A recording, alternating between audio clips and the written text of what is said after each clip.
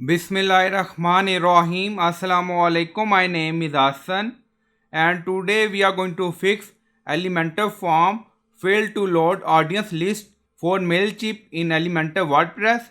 Before starting work, as per request, please subscribe my channel. Thank you. Now back to our work. So we integrate Mailchimp. We added API key. Now you see default, but you see audience. Now you see Mailchimp error. Now go to Elementor integration. So we are in setting integration and then you see API key we added and then click on validate API key. Now you see API is correct but on form audience list not load, so we are going to fix it. Now go to form again. Now you see API key default audience Mailchimp error, so we are going to fix it.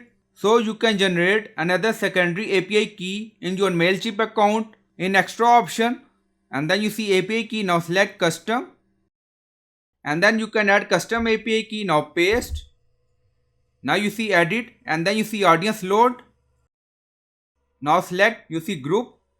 Now you see all option and then you see double opt-in, field mapping, email address. So in this way you can fix this issue and then click on publish.